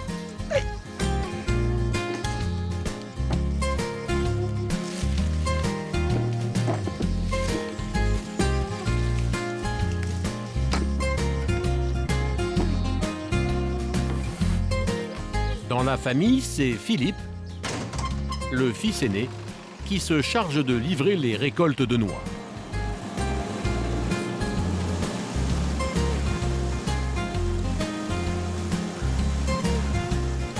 Philippe est très attaché à ses origines. À 37 ans, il a choisi de revenir s'installer dans la région. Regarde ça, tout m'émerveille tous les jours. Je passe toujours au même endroit et je trouve toujours ça aussi joli. Donc, ouais.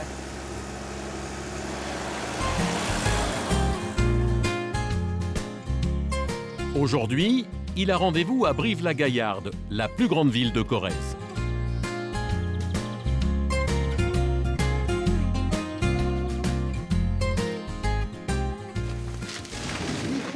Il est attendu dans l'une des dernières distilleries du Limousin, la Maison de Noix. Les feux footballeurs. Musique. À peine livrés, les 600 kilos de noix vertes sont aussitôt broyés.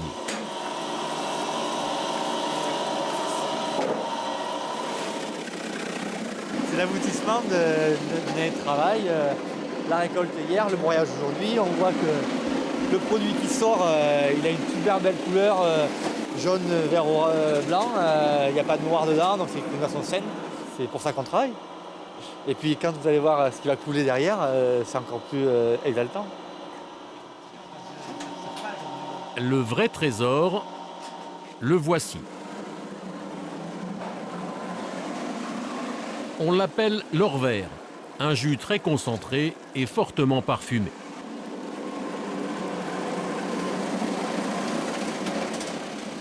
C'est le moment où ça commence à basculer là. Ouais, on a les deux là, ce mélange végétal et noir. C'est bien. Avant d'être transformé en liqueur, ce jus de noix verte doit vieillir 5 ans au contact de l'alcool dans le chai de la distillerie. Et voilà, le jus et commence même à noircir. Ça va, mon mari? Ça va. Le jus, il est beau. On n'est pas dedans, hein. Il y a un petit côté gondolier là. Ouais. Donc on va les contrôler le 2008. Alors voyons voir. Ça a l'air d'être pas mal. Ouais. Dans ces cuves, plusieurs milliers de litres sur lesquels veille Sylvie de Noix-Vieille-Fosse, maître liquoriste. Bon, ça me paraît un peu fou de faire vieillir en fût de chêne 5 ans, d'avoir un stock qui dort, d'aller filtrer, c'est beaucoup de travail, mais le résultat est magnifique. Il y a 20 ans, Sylvie a quitté son métier d'infirmière pour reprendre la distillerie familiale. On va la laisser tranquille encore. Ouais. Je vais essayer d'en profiter un peu plus. Elle travaille avec son mari, un ancien fonctionnaire, lui aussi reconverti. Elle commence quand même à avoir une belle couleur.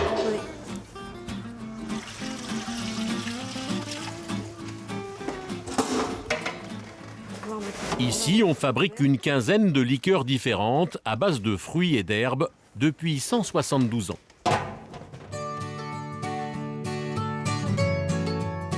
En 1839, c'est Louis de Noix qui crée la maison.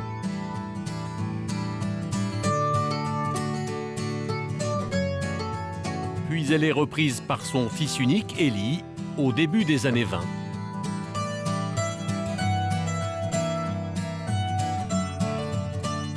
Et plus tard par le père de Sylvie dans les années 70.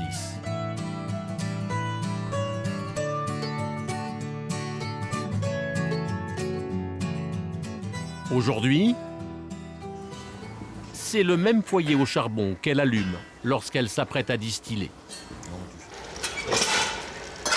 Pour cette opération délicate, Sylvie est la seule autorisée à travailler avec l'alambic de cuivre de son arrière-grand-père. C'est un alambic du 19e siècle. Donc, c'est un alambic sur lequel on travaille de façon complètement empirique, c'est-à-dire qu'on fait tout à la main, à l'oreille. Et donc, on n'a que ces moyens-là pour le surveiller. Cette façon de distiller me ramène un petit peu à l'époque des moines, au XIVe siècle, quand ils ont commencé à distiller. Ils appelaient ça des potions, et le but était de soigner. Jusqu'au jour où il y a un moine qui a mis dans une potion du miel, et la potion est devenue délicieuse. Et ils ont dit, après tout, on pourrait peut-être faire du commerce avec ça. Ils en ont sucré quelques autres, et après, ils ont appelé ça liqueur. Et ici, la base de toutes les liqueurs, c'est le sirop de sucre à l'ancienne. Avec ses 24 ans de maison, c'est la spécialité de Jean-Marie. Pour clarifier son sirop, le liquoriste a un secret, le blanc d'œuf fouetté.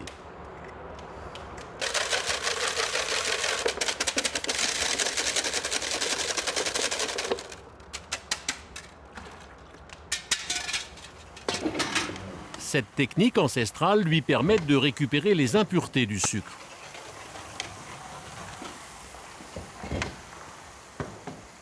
Depuis que je suis là, tout ce qu'on fait ici, tout est naturel, quoi. On se bat pour cette maison, ma patronne se bat et tout, elle a raison, parce qu'on touche des produits nobles et tout, c'est le chêne, c'est le cuivre, on a gardé. Je trouve que c'est très beau, quoi.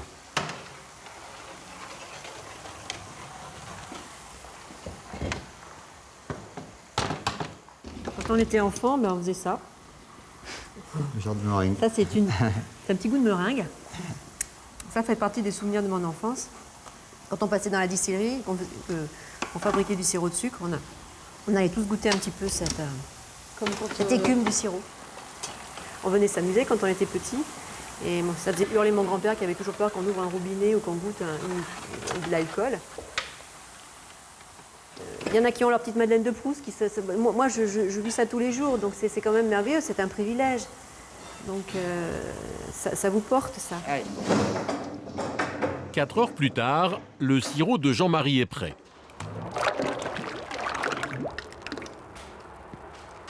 Pour fabriquer la liqueur de noix, il le mélange avec du jus de noix verte de 5 ans d'âge.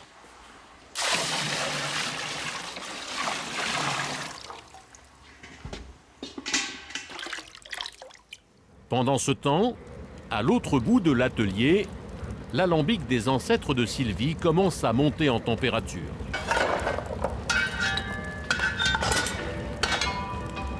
Il n'y a qu'elle qui sache interpréter son langage.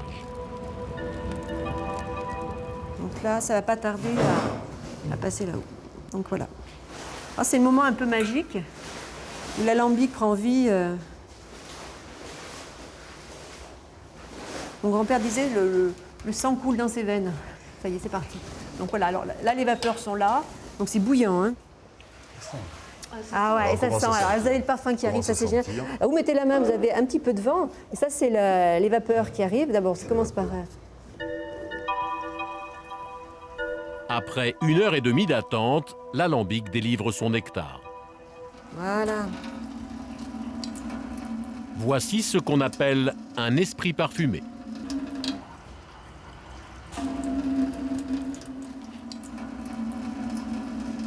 J'ai vu mon père distiller, mon grand-père distiller. Et ces gens qui adoraient leur métier, qui savaient en parler avec passion. Et, donc on pense à eux quelque part. C'est un moment émouvant. Ouais. Même encore aujourd'hui. Ah oui, oui. À chaque fois qu'on distille, c'est très émouvant. Ouais.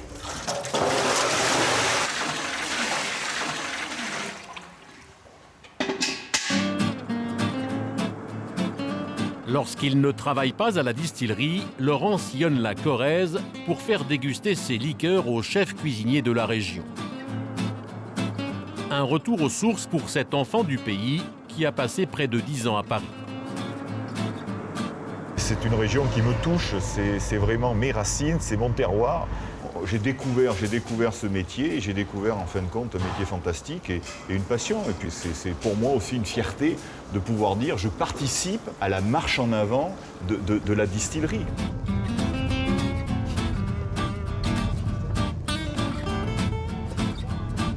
Aujourd'hui, il se rend dans l'ancienne demeure de Colette, l'écrivain.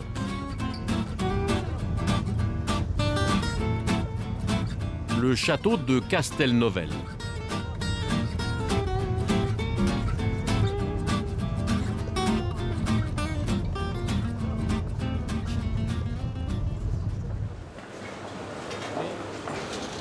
Bonjour. On va se mettre là.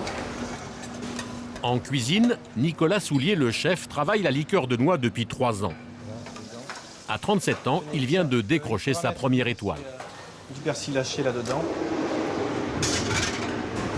Là. Tout est dans cette mallette. Voilà. Ce matin, Laurent veut lui faire découvrir de nouvelles saveurs. Je vais partir par quelque chose de plus sec. Alors, avant d'avoir le palais complètement. C'est parmi nos liqueurs. Pour cette dégustation, Nicolas procède à l'aveugle. Une des moins connues.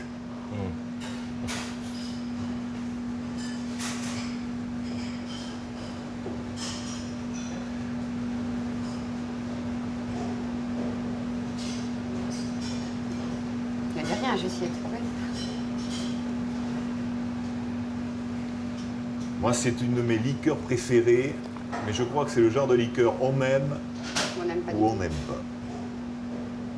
La coriandre. C'est bien, voilà. La coriandre qui arrive enfin. La coriandre, voilà, Il faut exactement. enlever l'alcool un petit peu, mais on a la Alors c'est coriandre. toujours, voilà.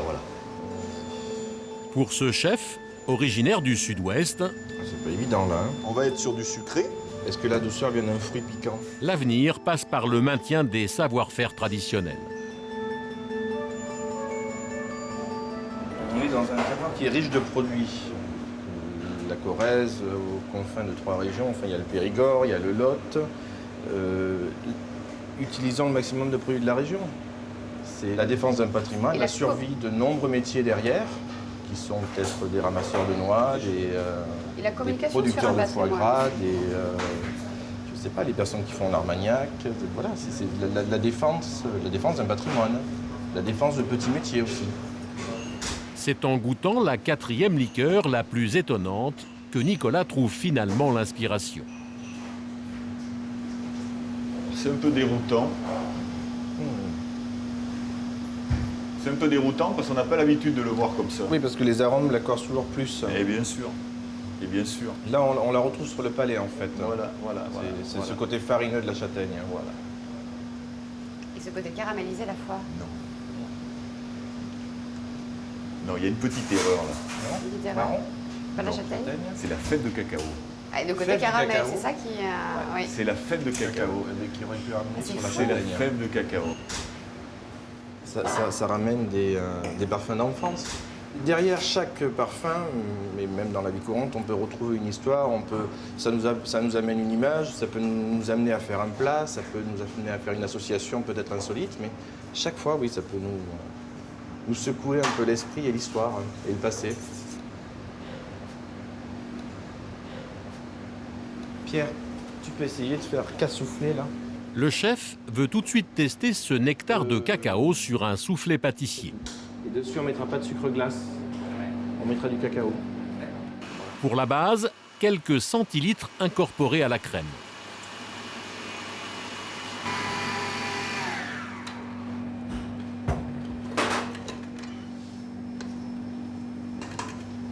Là, on ressent c'est marrant, mais on ressent le goût de la génoise pour faire les bûches à Noël. La préparation avec de la grand-mère qui aurait fait sa pâte à biscuits roulés au cacao.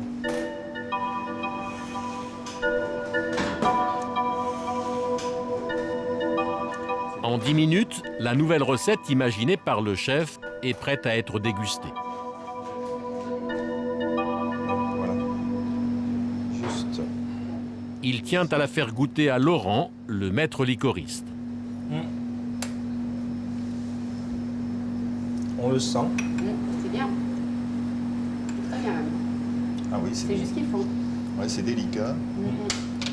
Oui, il a le même parfum qu'au vin. Ah oui. Et là, on arrive à avoir, par le biais d'un produit naturel et sans arôme, un soufflé au chocolat qui n'en a pas forcément la couleur, mais qui en a parfaitement le goût. C'est ce qu'on recherche.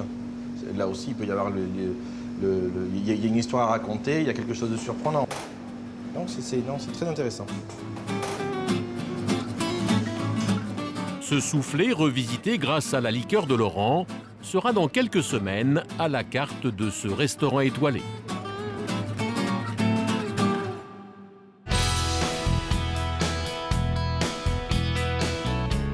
Au creux de ces vallées, la terre de Corrèze abrite un autre joyau, l'ardoise. Depuis des siècles, son bleu profond donne sa couleur à la région.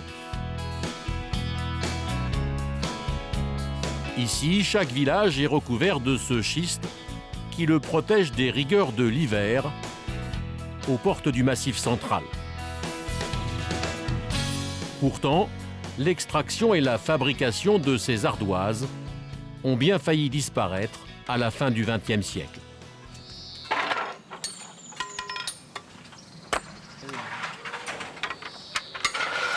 Aujourd'hui, ils sont une quinzaine d'artisans à relancer ces techniques ancestrales. À Travassac, dans le plus ancien filon corrézien, Jean-Louis Rouault forme son fils de 21 ans, Damien. Ah, c'est bon. Tu l'entends quand il s'ouvre. Allez, vas-y. Plus petit, je disais que je voulais être ardoisier. Après, je pense que dans un sens, c'est naturel, c'est dans le sang. Alors du coup, ça en vient tout seul. Tu peux le laisser. Voilà, allez, c'est bon. Ouais, t'as qu'à positionner ton éclateur après. bombe. Allez. Il faut avoir confiance quand même quand on met ses doigts. Ah oui, quand même. Hein. Parce que la hauteur que ça tombe, il peut. S'il tape sur le manche, il me casse le bras. Donc, non, tu fais ça, tu viens. Nouvelle leçon aujourd'hui, l'art le plus difficile, le fendage des ardoises. Et après, tu pousses. Il faudra encore plusieurs années à Damien pour maîtriser cette technique. Dès que ta fente est apparente, tu arrêtes. Tu tournes directement sur le côté. Ce savoir-faire, Jean-Louis l'a appris lui aussi avec son père. C'est un petit peu les mêmes conditions, avec les gestes qui sont, les coups qui ne sont pas toujours très précis, mais bon, sinon dans l'ensemble, ça va pas mal. Et tu l'as là, tu l'as cassé là. Un coup de trop et puis tu vois ce qui s'est passé. J'ai les souvenirs des temps petits que ça se fendait super bien. Ouais.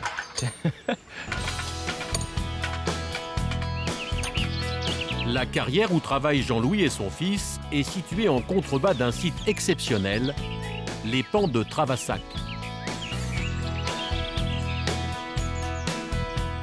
Dans cet ancien filon ardoisier, les hommes ont façonné pendant près de 4 siècles un étonnant paysage de gorges artificielles. On a encore changé de filon. Là, c'est de la Pibouenne. Donc, on a la Girale, la Fayotte, et là, on est sur le filon de la Pibouenne. Pibouenne, ça vient d'où? Je sais pas. Un lieu magique, inexploité depuis 30 ans, que Jean-Louis fait découvrir aujourd'hui à Dimitri Paloumbas, un jeune historien spécialiste de l'habitat médiéval de la région. Dès que les filons ont été formés, ils leur ont donné donc un nom.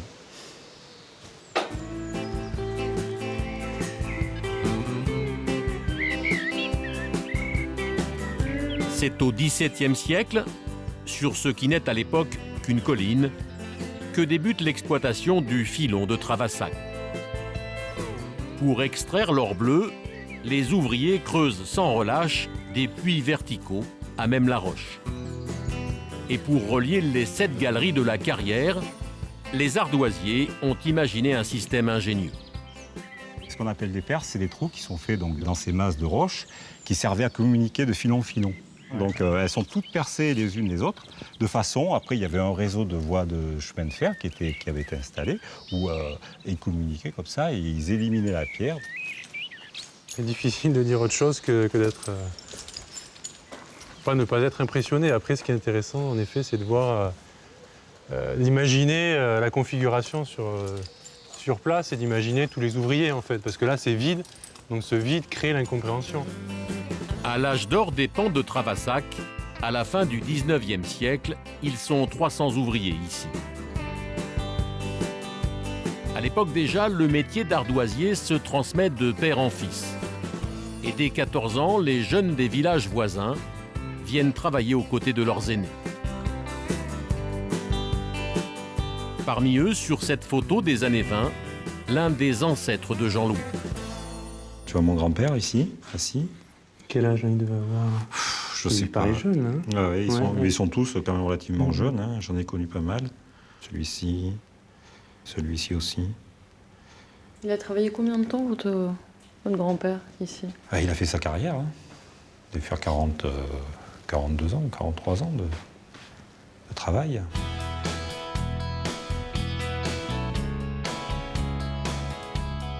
Pour notre dernière étape en Corrèze, Jean-Louis, son fils Damien et Dimitri, le jeune historien, nous ont donné rendez-vous à Turenne, à 30 km des Ardoisières.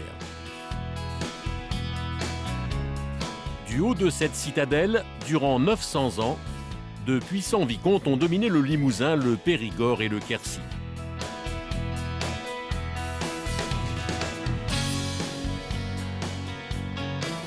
Dans ce fleuron de la Corrèze médiévale, depuis des siècles, les toits sont recouverts d'ardoises de Travassac.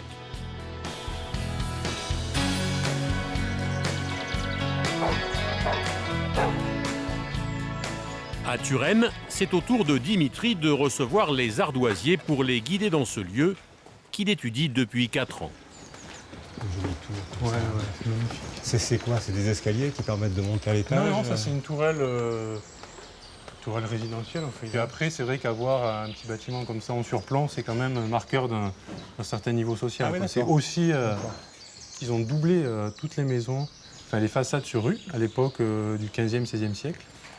Donc c'est pour ça qu'on a une rue aussi étroite. Il faut savoir qu'au Moyen-Âge, la rue était peut-être 1 mètre plus large sur chaque côté. Ah oui, et là, on voit les traces. Un peu plus haut dans le village, Jean-Louis repère des ardoises qu'il connaît bien. À quoi vous la reconnaissez? À son aspect relativement lisse. Voilà, ici, ardoise de Travassac. Là, on peut être... Pour l'artisan, pas de doute, cette toiture a été remodelée au fil des siècles. Et on voit des ardoises qui ont été réutilisées donc, sur l'envers, hein, puisque celle-ci a été inversée, donc le trou a servi donc, à maintenir l'ardoise. C'est dans l'ancien quartier fortifié que l'historien veut montrer à Jean-Louis et à son fils le chantier sur lequel il travaille maintenant depuis 1 an. Compris. Cachée dans les remparts, cette salle n'a jamais été ouverte au public. Pour Dimitri, au Moyen-Âge, les vicomtes auraient logé ici des chevaliers et même des membres de leur famille. C'est une maison noble, ça ne fait aucun doute. Et on pense même, vu la construction, vu la typologie de la façade, avec les contreforts d'1,30 m, qu'on est sur une maison vicomtale. D'où l'aspect unique de cette pièce. Je veux dire, il n'y en a pas 2 ici comme ça. On a des arcs doubleaux qui sont assez extraordinaires. Moi, j'ai rarement vu ça dans les villages aux alentours. Ouais. Alors pour une écurie, quelque chose comme ça, une petite étable. Des coulisses du Turenne médiéval que Damien visite pour la première fois. Pour moi, ça reste quelque chose d'inconnu. Je ne travaille pas en dessous, je travaille pour des choses, pour des ardoises de toiture. Alors du coup, ce qui est en dessous le toit, c'est pas trop... c'est quelque chose que je découvre, en fait.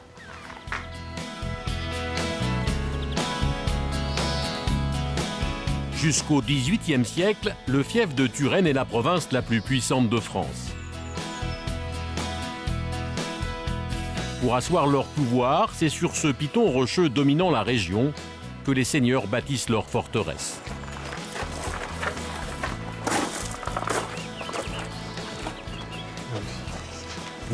Imagine la grosse porte. Ouais. Et là, on est dans la résidence vraiment du vicomte. Il faut savoir qu'ici, c'est ouvert, mais avant, c'était un porche voûté. Et au-dessus, il y avait potentiellement un petit oratoire privé, donc une chapelle.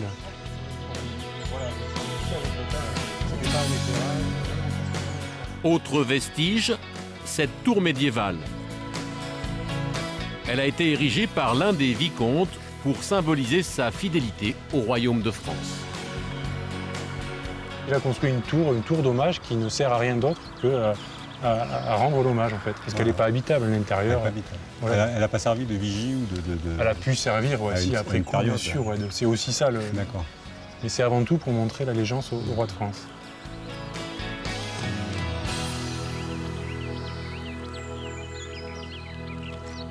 Et c'est du haut d'un balcon du château que le jeune historien réserve à Jean-Louis et à Damien la plus belle vue sur Turenne et sur ses toits d'ardoise. C'est joli, là.